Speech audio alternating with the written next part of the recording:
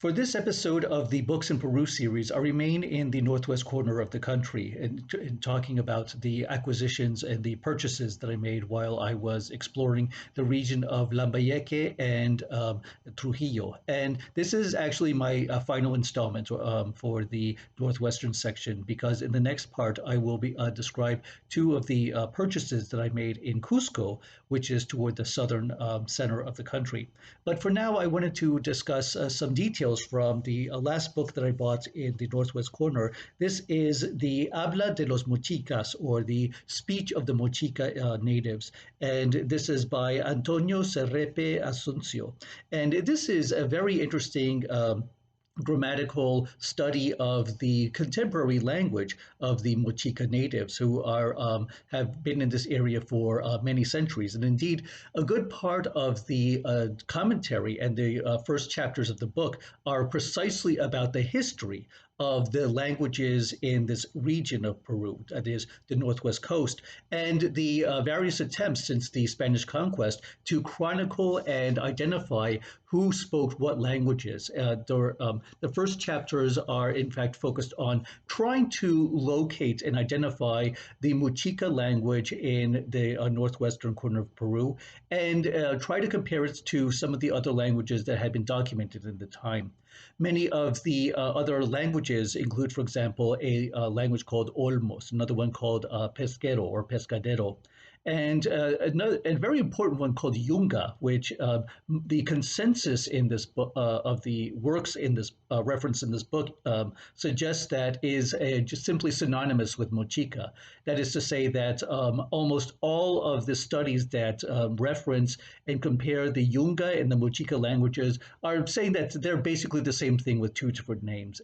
But for the interest of the publication, they stuck with Mochica because that is a more direct way of linking to the ancient Moche civilization, which I've talked about in previous episodes. In fact, the last installment, which I'm going to link up here in the corner, is a study or a review of a documentary about the discovery of the Sipan tombs and the history of the excavations.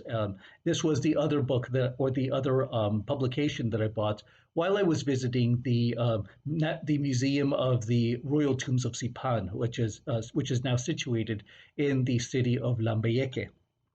And I bought both the DVD and this work at the cafe, which is by the entrance of the museum. And it was a really good way of getting a few souvenirs and based on subjects that interest me in the area.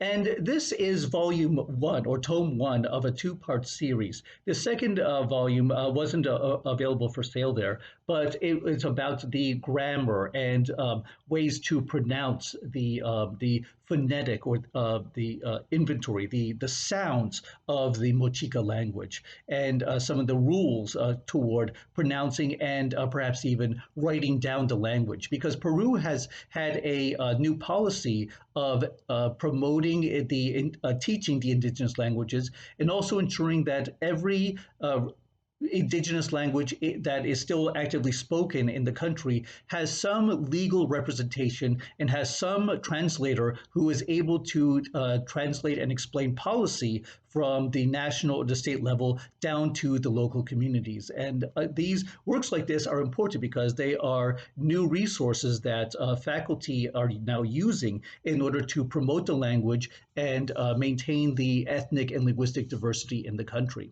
And I've already talked about some of the points of the initial chapters. There's also a lot to say about the history of the Mochica language and the various attempts to study it, the history of the grammatical studies since the colonial period up to the present day. So from the late 16th century to the turn of the 21st century, a history of the major grammatical studies that have attempted to not only explain and document the grammar of the Mochica language, but also to situate it within the history of the indigenous Peruvian societies, especially those of the northwest corner of the country. Most of the content in this volume is dedicated to a vocabulary from the language itself. And this example has an illustration from the Mochica civilization, dating to approximately the 3rd century AD. And you can see that it has vocabulary terms in the Muchic and corresponding Spanish language. One of the first chapters in this vocabulary is a basic Spanish to Mochica dictionary, and then it's the bulk of this work is then dedicated to chapters representing different semantic fields or subjects. So it has a chapter on the on spiritual beliefs. It has a chapter on the basic colors. It has a chapter on the wild. It has chapters on the wildlife, and so it covers a variety of topics and themes that are pertinent to contemporary Mochic life. And so most of the book is organized in this manner. And then toward the end, it has sections that are dedicated to full statements. These are sentences or phrases that may be useful for learning to communicate basically with native Mochic speakers. And this is a way to give the students some initial ideas about how to say some basic and everyday phrases. The more detailed grammatical nuances and structures are the subject of volume 2, which unfortunately I couldn't buy because I didn't see it there. But I'm glad to see that there is a companion that is dedicated to more of the structural linguistic aspects of the study.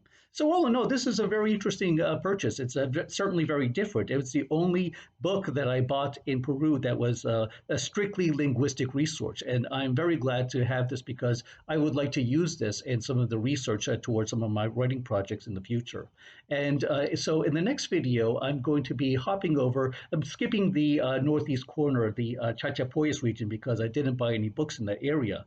But I actually have some videos, one already made on the Lambayeque Museum, and some forthcoming projects dedicated to the Chachapoyas and the Naymlap civilizations of the northeast section of Peru, that is the Amazonas region. But in the next part of this series, I will be going over to Cusco, and for the final 2 installments, where I will be talking about a history of Machu Picchu, and then with the last installment, this really fascinating couple of comic books that I bought that were about the mythology and the ancient history of the first Peruvian civilization. So I look forward to concluding with the last leg of this Books in Peru series, and I look forward to seeing you in the next episode for that.